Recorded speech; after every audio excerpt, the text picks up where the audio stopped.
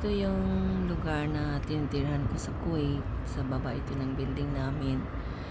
This is Block 11, Al-Fadala Street, Abdullah Al-Fadala Street, Block 11, Salmiya.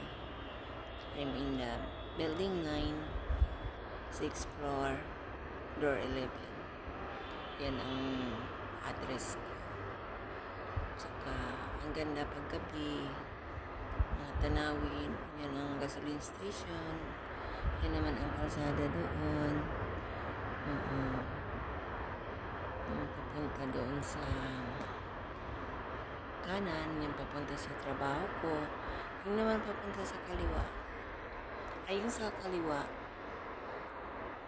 yung papunta yun parang sa syudad, sa tinatawag naman itong sa Arabic old sa kanila Sok Salmiya, para bang supermarket, yung ganon, parang syudad na maliit. Maraming diyang mga Pilipina, maraming paninda, ganon. Tsaka yan, ang daming nakaparking na building, yan. Yan. Ang ganda lang ng tanawin sa Kuwait pag gabi. Kasi sa mga ilaw, pero pag umaga, hindi siya maganda. Dahil,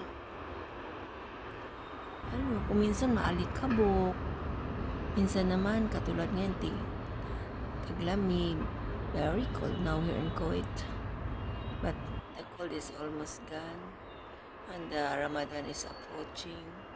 This month they said that Ramadan is coming, but we don't know what the exact date,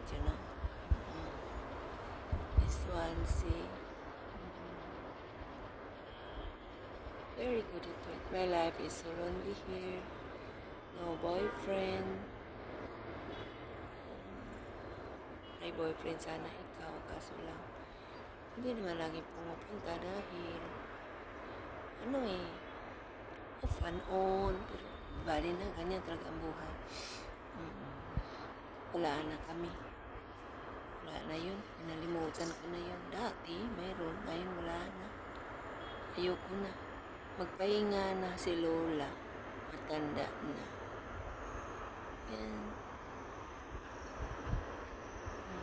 Ganda ng Kuwait.